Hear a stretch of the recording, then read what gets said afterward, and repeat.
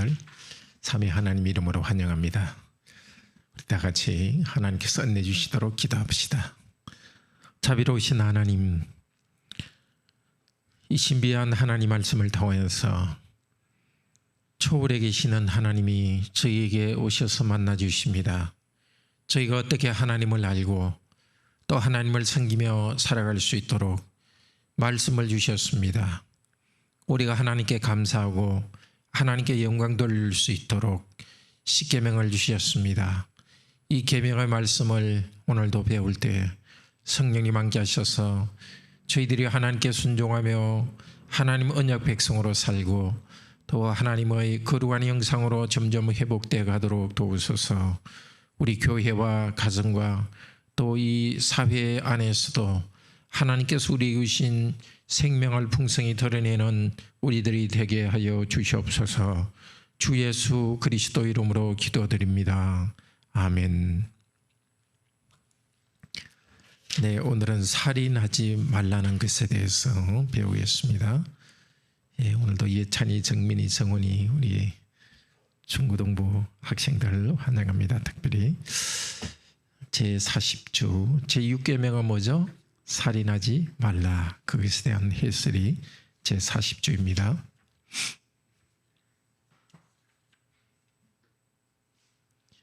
(152페이지입니다)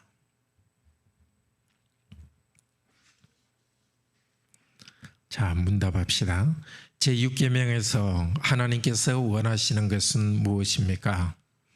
내가 이웃의 명예를 훼손하거나 그들을 미워하거나 해치거나 죽이지 않기를 원하십니다. 나는 생각이나 말이나 몸짓으로 무엇보다도 행동으로 그리해서는 안 되고 다른 사람을 시켜서 해도 안 되며 오히려 모든 복수심을 버려야 합니다. 더 나아가 자기 자신을 해쳐서도 안 되고 부주의하게 위험에 빠뜨려서도 안 됩니다. 그러므로 살인을 막기 위해서 국가는 또한 칼을 가지고 있습니다. 그런데 이 계명은 살인에 대해서만 이야기합니까? 아닙니다. 하나님께서는 살인을 금함으로써 살인의 뿌리가 되는 시기, 증오, 분노, 복수심 등을 미워하시며 이 모든 것들을 살인으로 여기신다고 가르칩니다. 앞에서는 말한 방식으로 우리 이웃을 죽이지 않으면 그것으로 이 계명을 다 지킨 것입니다. 지킨 것입니까? 아닙니다. 하나님께서는 시기와 증오와 분노를 정죄하심으로써 우리가 우리 이웃을 자기 자신처럼 사랑하며 인내와 화평과 온유와 자비와 친절을 보이고 우리가 할 수 있는 한 그들을 해악으로부터 보호하며 심지어 원수에게도 선을 행하라고 하셨습니다. 자, 하나님께서 원하시는 것, 이웃에게 죽이는 것뿐만이 아니라 명예훼손하는 것, 미워하는 것, 죽이지 않기를 원하십니다. 그러니까 나는 어떻게 해야 되죠? 말로도 몸짓으로 행동으로 해서도 안 되고 복수심을 버려야 됩니다. 다른 사람에 대해서도 그러고 나 자신에 대해서도 그래서는 안 되고 또 부주의하게 일부러 그렇게 하지 않더라도 부주의하게 그렇게 하는 일이 없어야 됩니다. 그리고 살인이 일어나지 않도록 하기 위해서 국가는 국가 권력을 가지고 있고 사형하는 권한도 가지고 있습니다. 자, 이 계명은 살인에 대해서만 이야기합니까? 아닙니다. 살인의 뿌리가 되는 미움과 또 분노 그런 것에 대해서도 금합니다. 그러면 이런 것을 하지 않으면 됩니까? 더 나아가서 이웃을 몸과 같이 사랑하고 보호하라는 이 명령이 이 안에 들어 있습니다. 네, 교재를 가지고 좀 더 자세히 배우도록 합시다. 네, 살인하지 말라. 하나님께서는 살인의 뿌리가 되는 우리의 마음을 바로잡기를 원하십니다. 더 적극적으로 나아가서 생명을 풍성히 나타내기를 원하십니다. 살인하지 말라는 것은 옳지 않은 방법으로, 잘못된 방법으로 사람을 죽이는 것을 금합니다. 예외가 있죠.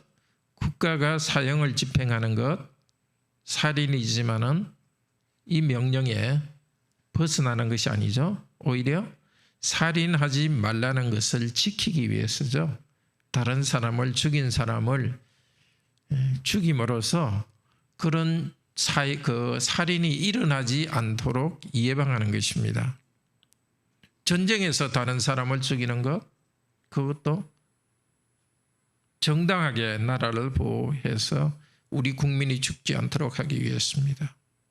아니면 어떤 사람이 죽이려고 칼을 가지고 오는데 내가 그 사람을 막다가 어쩔 수 없이 그 사람을 죽인 것, 우리 가족을 죽이려 하는 사람을 어쩔 수 없이 죽인 것, 내가 그 사람을 죽였지만은 우리 가족을 막기 위한 것이기 때문에, 더 큰 살인을 막기 위한 것이기 때문에, 살인은 살인이지만 여기에 죄에 해당하지 않는 거죠. 일반 법에서도 마찬가지죠. 살인한다는 것은 생명을 해친다는 뜻인데요. 그럼 생명이 무엇인가? 이 육체적 생명이 우리에게 있습니다. 살다가 이제 한 90대면 100살 되면 죽죠. 하나님께서 사람에게 흙으로 만드시고 코에다가 생기를 불어 넣으니까 이 생명이 있습니다. 그런데 가만히 보면 우리의 생명이라는 것은 육체적 생명만 있는 것이 아니라 생명의 활동이 있습니다. 우선 과라완에 하나님과의 관계에서 생명이 있습니다. 하나님의 계명을 어기면 죽고 하나님의 계명을 지키면 하나님과의 관계에서 풍성한 생명을 받습니다. 원래 사람을 그렇게 만들었고 지금도 하나님께서 주시는 생명은 우리가 순종할 때에 하나님과의 관계에서 풍성한 생명을 누립니다. 또 생명은 사람과의 관계에서 나타나죠. 아담이 돕는 배필과의 관계에서 생명이 풍성하게 나타나도록 하셨습니다. 지금도 사람 사이에 활기가 있고 있을 수도 있고 아니면 얼어버리고 긴장된 그런 관계일 수가 있습니다. 또 우리의 생명은 괄호 안에 자연과의 관계에서도 나타납니다. 자연과의 관계에서 땅을 다스리고 정복하고 동물을 다스리면서 생명의 활동이 나옵니다. 직장에서 일을 하고 또 학생들은 공부하고 그게 또 생명의 활동이 나옵니다. 그러니까 우리의 생명이라는 것은 단순히 숨만 쉬고 있는 것이 아니라 더 근본적으로는 유일하신 하나님을 괄호 안에 아는 것에 참된 생명이 있습니다. 요한복음 17장 3절에서 같이 읽읍시다. 영생은 유일하신 참 하나님과 그의 보내신 자 예수 그리스도를 아는 것입니다.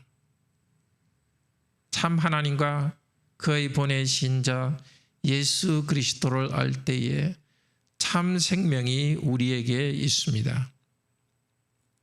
살인의 뿌리, 생명은 관계의 문제이기 때문에 살인의 뿌리도 관계에 관한 것입니다. 하나님과의 관계가 멀어지니까 사람들 사이의 관계도 멀어지고 살인이 나옵니다. 살인의 뿌리가 되는 것은 시기하는 것, 미워하는 것, 분노, 화내는 것, 복수심. 하나님께서는 이것도 살인 행위로 생각하여 미워하십니다. 요한일서 3장 15절에 형제를 미워하는 자는 살인하는 자다. 사람과의 관계에서 풍성한 생명이 드러나지 않기 때문에 미워하는 것은 살인이고, 사실 미워하는 것이 더 극단적으로 되면 어떤 사람을 미워서 죽이죠. 자, 하나님과의 관계 속에서, 사람들과의 관계 속에서 풍성한 생명, 과라원에 풍성한 생명을 드러내려 하지 않고 끊으려 하는 것입니다. 시기나 미워함, 분노, 복수심 이런 것들은요, 그것은 살인이라고 할 수 있습니다. 사회적 관계에서 살인이 있습니다. 생명이 풍성한 과라원에 생명이 풍성한 공동체를 만들어가는 일을 하지 않겠다는 것도 살인입니다. 하나님께서 이루시려는 거룩한 공동체 가운데서 서로 인격을 존중하고 생명을 풍요롭게 발휘하는 공동체를 만드는 것이 하나님의 뜻입니다. 생명이 없이 미움이 있는 그런 관계가 아니라 거꾸로 생명이 풍성하고 활기 있는 공동체 만드는 것, 그것이 사명입니다. 자, 하나님의 형상이기 때문에 살인은 금합니다. 사람은 하나님의 과라원의 형상이기 때문입니다.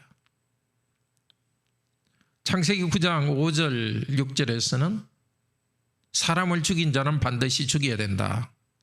그리고 이는 왜냐하면 하나님이 자기 형상대로 사람을 만드셨기 때문이다. 왜 사람을 죽이면 안 되는가? 자꾸 물으면 근거가 없습니다. 굳이 따진다면. 확실한 이유, 아무리 사람들한테 물어도 끝까지 물을 때 정말 확실한 이유는 바로 이것입니다. 사람은 하나님의 형상이기 때문에, 하나님의 존엄성이 사람 안에 있기 때문에, 하나님이 사람을 자기 형상으로 만들었기 때문에 살인이라는 것은 하나님에게 도전하는 것이고 하나님을 상하게 하는 것입니다. 야고보서 3장 9절 같이 다운편에 읽읍시다. 혀로 주 하나님을 찬송하고 혀로 하나님의 형상대로 지음을 받은 사람을 저주하나니. 이 타락한 사람이 그렇게 합니다. 또 우리 하나님을 믿는다는 우리들도 사람에 대해서 나쁘게 말할 수 있습니다. 이 말이 안 되죠? 하나님은 높이면서 하나님의 형상대로 받은 사람을 미워하는 것은 말이 되지 않습니다. 사람을 저주하는 것은 하나님의 형상으로 지음받은 하나님의 형상됨을 부인하는 것입니다. 하나님은 인정한다 하면서 사람을 무시하는 것은 이것과 같습니다. 왕이 있는 곳에 왕을 만나러 들어가서 왕에게 왕은 만수무강하시옵소서 이렇게 말한 다음에 이제 궁궐 밖으로 나와서는 궁궐 마당에 왕의 동상이 있는데 동상을 발로 팍 차면서 이렇게 화를 내면서 나오는 것과 같습니다. 하나님을 귀하게 여긴다면 하나님의 동상과 같은 하나님의 형상인 사람을 귀하게 여겨야 합니다. 그래서 하나님께 우리가 가까이 갈 때에 사람이 어떤 존재인 줄을 알고 사람을 바로 존중합니다. 우리 자녀에 대해서도 그러고 부모님에 대해서도 그러고 부부에 대해서도 그러고 우리가 정말 사람을 존중할 수 있는 것은 내가 보기에는 부족함이 있더라도 사람 외부적으로는 부족함이 있더라도 하나님이라는 형상이기 때문에 장애가 있건 말을 못하든 어떤 상태인 신체나 정신이 어떤 상태라 하더라도 하나님의 형상이기 때문에 존중합니다. 시편 마지막 시편 150편의 마지막은 호흡이 있는 자마다 여호와를 찬양하라 이렇게 합니다. 우리 호흡, 즉 우리 생명 과라원의 생명은 하나님이 주셨습니다. 생명이 있는 자는 생명이 주시는 하나님을 찬양해야 합니다. 우리는 찬양하는 가운데 생명을 더 풍성히 누립니다. 우리의 생명의 근원인 하나님을 더 알아갑니다. 그러니까 하나님께서 우리의 생명을 주셨기 때문에 생명을 주신 하나님을 찬양할 때 우리의 생명이 더 풍성해집니다. 사도행전 16장에 바울과 실라가 감옥에 갇혔을 때 그들은 정말 몸은 밧줄에 묶였고 움직일 수 없었지만 하늘을 향해서 그들은 기쁨으로 찬양했습니다. 생명과 기쁨, 그것은 찬양에서 나옵니다. 사람이 하나님의 형상이기 때문에 그래서 사람을 존중하고 우리가 하나님의 형상으로서 생명을 누리기 위해서는 우리 형상의 근원 대신 하나님을 더 찬양해야 되겠습니다. 살인을 하는 것은 그것을 금하신 하나님을 무시하고 불순종하는 것입니다. 예를 들면 자살에 대해서는 도덕적으로 문제를 삼지 않습니다. 일반 사회에서는 자기 생명이니까. 그러나 내 생명도 나도 나의 것이 아니라 하나님의 것입니다. 하나님의 형상입니다. 내 생명도 내 것이 아니기 때문에 죽일 권한이 없습니다. 물론 깊은 우울증 상태에서는 신자들한테도 그런 충동적으로 자살 충동이 일어난다고 그래요. 근데 그렇더라도 그것은 내가 누구인가, 내 존재가 더 중요한 거죠. 죽고 싶을 정도로 힘들 때는 생명의 근원 대신 하나님을 관원해서 의지하고 계속 살아야 합니다. 정말 모든 그리스도인들은 또 우리 성도님들도 알아야 됩니다. 인생을 살다 보면 너무 힘들 때가 있습니다. 그냥 지나가는 생각으로라도 차라리 죽는 게 낫지 않을까. 그거는 우리 부모님 죽여버릴까 하는 것과 같이 아주 나쁜 생각입니다. 그러니까 어떤 경우가 있어도 마음속에 조금이라도 어떤 자기에 대해서 해치는 그런 생각이 일어난다면 내가 이렇게 다른 사람을 죽이려는 것과 똑같다는 생각으로 큰 죄를 짓고 있다는 것을 알아야 됩니다. 자살하는 사람 애처롭긴 하지만은 동정할 수가 없습니다. 만약에 누가 자살했다면 가족들은 위로는 할 수 있지만은 자살한 사람은 정말 큰 죄를 지은 것입니다. 그래서 저나 저희 교회는 그런 자살한 사람은 동정하지 않습니다. 살인자입니다. 오히려 우리는 생명을 주신 하나님을 찬양해야 됩니다. 아무리 힘든 경우라도 자기 감정을 따라가서는 안 되고 오히려 하나님을 바라보면서 믿음으로 찬양하면서 그런 부정적인 감정을 이겨내야 됩니다. 그 다음에 공동체를 무너뜨리는 것도 하나님에 대한 죄입니다. 공동체는 서로가 생명이 발휘되는 관계로 삼아주셨는데 그것을 무너뜨리는 것도 살인의 테두리에 들어가고 하나님에 대한 죄입니다. 사람을 욕하는 것, 의도적으로 힘을 빼는 것 혹은 생기를 빼는 것, 그것도 하나님이 주신 생명을 갉아먹는 것이죠. 우리가 하는 말이나 우리의 모든 몸짓이 다른 사람에게 생명을 일으키는 것이어야 되지 그 생기를 힘을 쭉 빼는 것은 옳지 않습니다. 최근에 어느 분이 쓴 칼럼을 읽었는데 어떤 사람은 같은 말을 하더라도 이야기를 들으면 아니 이렇게 반응하는 사람이 있다고 하고 그 다음에 대조되는 사람은 맞아 이렇게 하는 사람이 있답니다. 그걸 반박할 때도 아니 이렇게 하면 반박하는 사람이 있고 맞아 그거 참 맞아 그런데 이렇게 하면 어떨까 이렇게 하는 사람도 있고 어떤 사람은 아니 그건 그렇지 않고 부정부터 사람이 있다 그래요. 우리 어느 습관에서도 정말 생명을 이렇게 서로 사이에 이렇게 올리는 넓히는 언어 습관이 있고 생명을 이렇게 점점 없어지게 하는 그런 언어 습관도 있습니다. 특히 낙태하는 것, 태아도 하나님 시은 존재입니다. 낙태는 살인입니다. 자기의 간음을 감추기 위해서 그렇게 간음한 것도 죄이지만은 낙태하면 살인죄까지 더 나아갑니다. 심지어 자기의 생활의 편리를 위해서, 직장을 유지하기 위해서, 자기의 괄호 안에 편리를 위해서 또 다른 생명을 죽이는 일들이 너무 쉽게 일어나고 있습니다. 지난해 2년 전에 우리나라 헌법재판소에서도 여성들이 사회 경제적 이유로 낙태할 수 있다. 전에는 전 법에서는 그런 경제적 이유로 낙태하는 것은 허용하지 않았는데 우리 법도 지금 헌법재판소에서 법을 바꾸라고 그렇게 말할 정도입니다. 아마 그런 기준으로 이제 법을 바꿀 건데 그것은 일반 법에서 그렇게 허용하더라도 하나님의 법에서는 그것은 살인입니다. 그런데 놀랍게도 그리스도인들 중에도 뭐 지금은 그렇지 않았습니다만 한 20년 정도 30년 전에는 정부에서 이렇게 자녀 수를 줄이기 위해서 가족계획이라는 이름으로 이렇게 낙태를 권장할 때가 있어서 그리스도인들도 그것을 모르고 이렇게 한 경우들이 있습니다.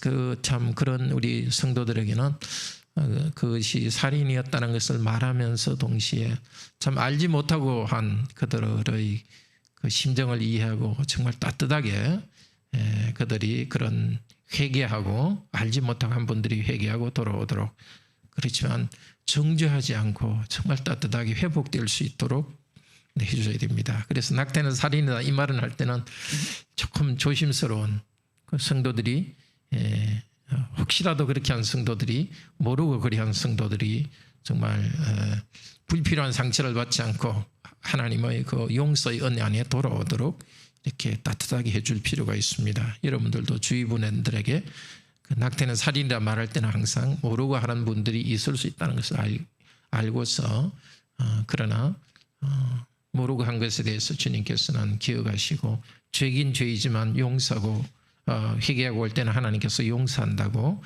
말해줘야 됩니다. 그런데 자기 중심으로 모든 것을 하려고 하면 살인이 나옵니다. 예를 들면 다윗은 밧세바를 간음한 다음에 계속해서 자기의 그 잘못을 감추기 위해서 더 큰 살인, 간음보다 더 큰 그 죄인 남편 우리아를 죽였습니다. 아하방은 나봇의 재산이 탐이 나서 나봇을 죽였습니다.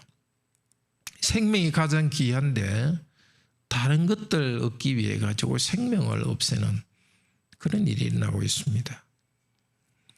자, 그런데 살인 중에는 부주의해서 살인하는 것도 금하고 있습니다. 이미 구약에서도 마찬가지입니다. 구약에서는 성도들에게 항상 지붕이, 이스라엘의 지붕은 편편했거든요.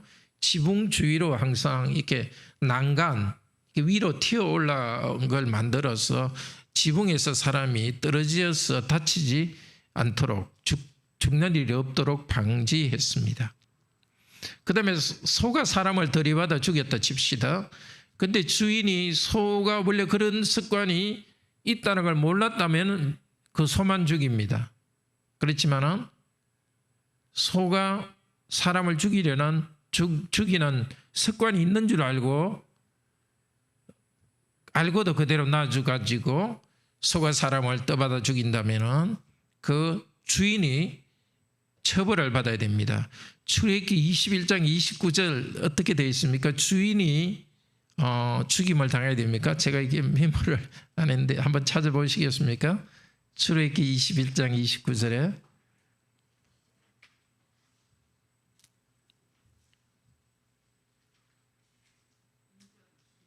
임자를 죽여야 되는, 자기 소가 다른 사람을 죽일 때에 사람을 죽이는 떠받는 습관이 있는 줄 알고도 내버려 뒀으면 살인죄를 적용해서 그 사람 주인을 죽이는,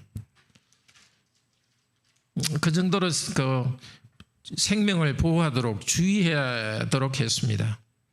우리는 생명을 죽이는 일을 적극적으로 방지하고 생명을 괄호안에 보호할 의무가 있습니다. 차를 과속으로 몰아서 사람을 해칠 수 있는 가능성 안으로 들어가서는 안 되죠. 우리나라 형법에도 그런 말이 있습니다. 미필적 고의에 의한 살인. 좀 어려운 말로 미필적 고의. 고의의 살인은 아닌데 미필적. 반드시 일어나는 것은 아닌데도 고의라는 겁니다. 보통 도로에서 150km 달린다는 것은 사람이 죽을 가능성이 굉장히 많기 때문에 그것은 어떤 반드시 고의는 아니지만 상당한 고의라는 뜻으로 그런 살인죄를 적용합니다. 자, 육계명은 적극적인 면이 있습니다. 이웃을 자신처럼 우리는 사랑해야 되겠습니다.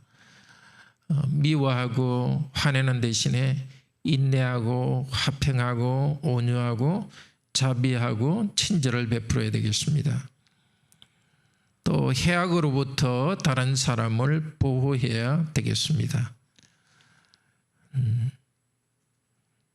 저희 교회당에서 저쪽 집으로 건너가는 건널목에 보면은 편의점 앞에 이게 새가 항상 이렇게 올라와 있어서 제가 한 상당히 오랫동안 보다가 동장님한테 전화했더니 금방 그 길 위에 올렸던 새를 밑으로 이렇게 박아가지고 수리해 줬어요. 노인들이나 지나가다 다칠 수 있기 때문에 뭐 우리 집은 아니지만 이 전체 공동체이기 때문에 그렇게 연락을 했습니다. 그리고 동장님 그 조치해 줬다고 정말 잘하셨다고 칭찬의 연안에 구청란에 제가 올렸습니다.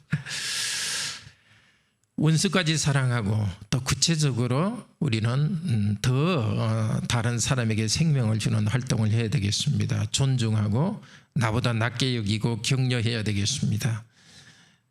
그래서 다른 사람들 안에 있는 생명이 풍성히 드러나고 우리의 관계가 서로의 생명을 풍성히 드러나는 관계가 되어야 되겠습니다. 자기중심적으로 되면서 관계와 공동체 가운데 생명의 흐름을 막지 않도록 해야 되겠습니다.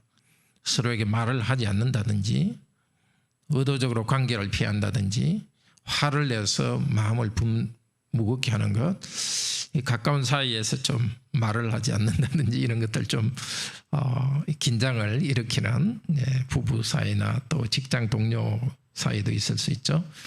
경멸하는 태도나 눈살 찌푸리는 것, 인사할 때 정말 상당히 외면하는 것, 생명의 힘을 빼는 것은 생명의 힘, 하나님 앞에서 옳지 않은 죄입니다.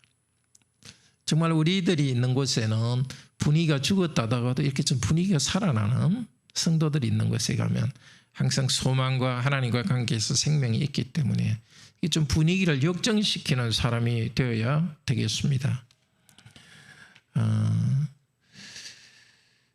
그러려면은 그 하나님과의 관계에서 항상 이렇게 카리스마가 있어야 되죠. 분위기에 따라가는 사람이 아니라 하나님과 관계 속에서 사람들의 감정과는 관계없이 나갈 수 있는 그런 힘이 있어야 되겠습니다.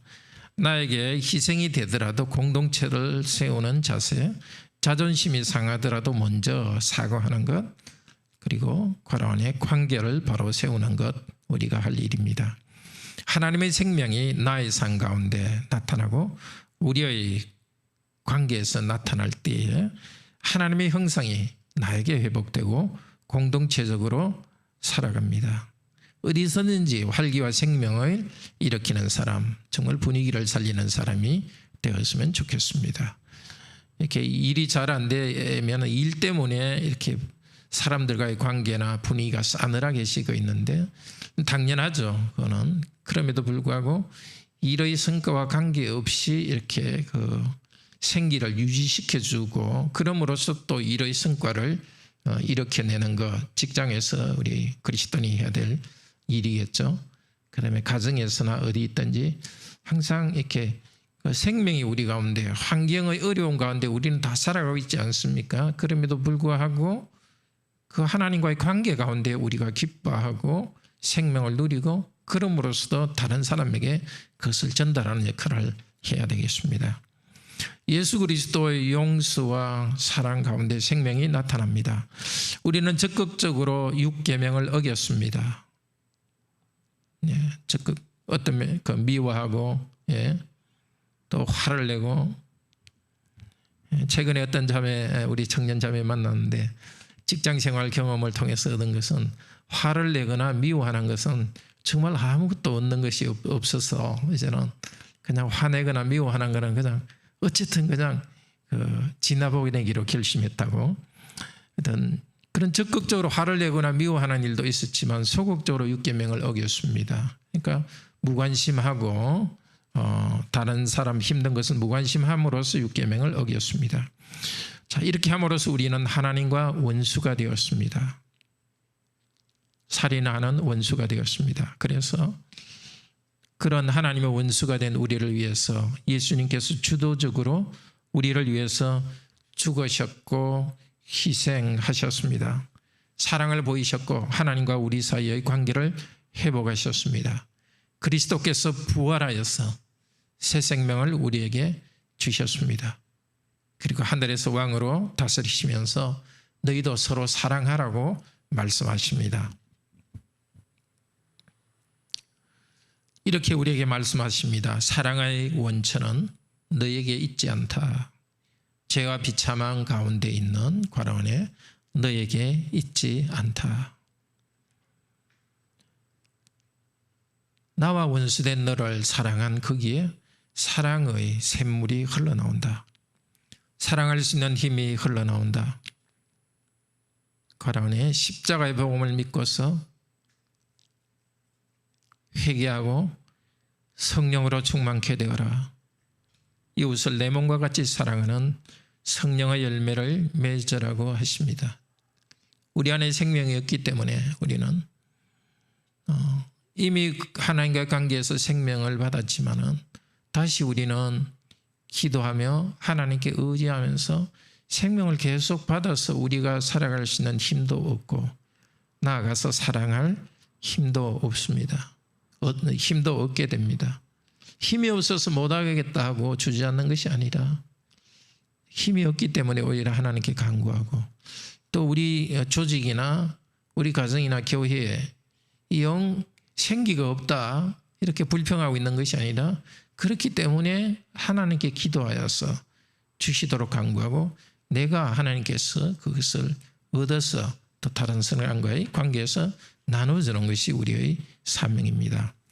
십자가의 보혈과 성령님의 능력을 힘입어서 나 자신에게 생명이 풍성히 나타나도록 기도하고 헌신합시다. 또 서로의 관계와 공동체 속에서 생명이 풍성히 나타나도록 기도하고 헌신합시다.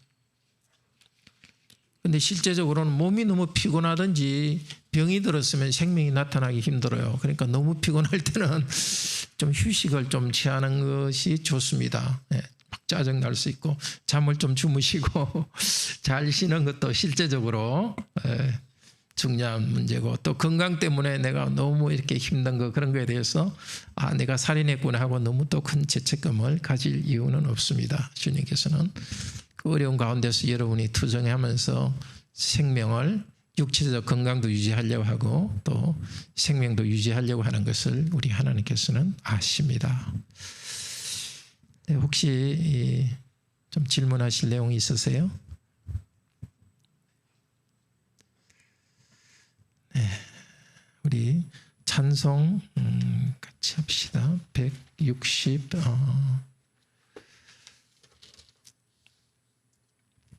160장입니다.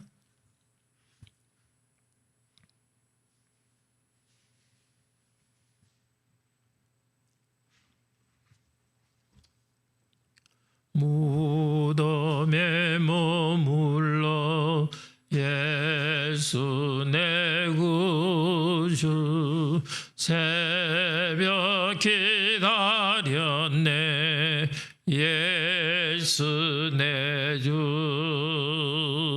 원수를 다 이기고 무덤에서 살아나셨네 주의 머리 기시고 나와서 성도 함께 길에 다스리시네 사셨네 예수 다시 사셨네 어때이 지키네 예수 내 구주 어때이 봉하네 예수 예수 내 주 원수를 다 이기고 무덤에서 살아나셨네. 어둠을 이기시고 나와서 성도와 함께 길에 다스리시네. 다셨네 사셨네 예수 다시 사셨네. 거기 못 가두네 예수 내 구주 우리를 살리네. 예수 내 주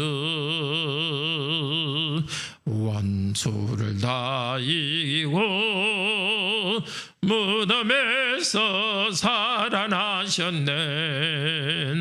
어둠을 이기시고 나와서 성도와 함께 길에 다스리시네.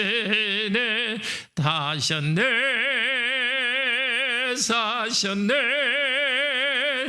예수 다시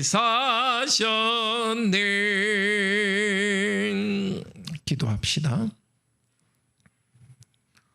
하나님으로부터 떠나 있어서 외로움과 근본적인 두려움과 절망 그리고 죽음을 향해 나가던 저희들에게 우리 예수 그리스도께서 우리 대신하여서 십자가에서 못 박혀 죽으시고 저주받으시고 죽음과 사탄의 권세를 이기시며 부활하셨습니다. 전에는 하나님과의 관계에서도 사랑과의 관계에서도 참된 생명을 누리지 못하고 또 일을 할 때도 하나님이 주신 다스리는 형상으로서 하지 못하고 눌린 저희들이었습니다. 그러나 우리 예수님께서 해방하셨고 하나님 안에 있는 새 생명을 저에게 주셨습니다. 그 생명 때문에 관계에서도 저희가 서로를 사랑하며 생명이 넘치고 일을 할 때도 생기 있게 일할 수 있게 되었습니다. 그러나 여전히 죄와 또 고통의 잔재가 남아 있어서 저에게 생명이 부족합니다. 그러하오니 성령님 예수님 안에 있는 새 생명을 저에게 매일매일 풍성히 내려주셔서 하나님을 더욱더 찬양하게 하시고 서로에게 생명을 공급하게 하시고 일을 할 때도 하나님의 자녀로서 활기 있게 일을 할 수 있도록 인도하여 주셔서 저희가 부족할 때 어쩔 수 없다고 불평하지 않도록 하시고 참 생명이신 하나님께 구하게 하시고 교회나 가족 공동체나 또 직장 공동체 안에서도 생기가 없을 때 하나님께서 은혜 주시도록 기도하면서 은혜를 받아 하나님께로부터 받아서 공급할 수 있도록 도우소서. 주 예수 그리스도 이름으로 기도드립니다. 아멘. 네, 오늘 저녁도 주님의 생명 가운데 편안히 주무시고 남은 한 주 잘 지내시고 주일에 뵙도록 하겠습니다. 네, 잘 들어가십시오.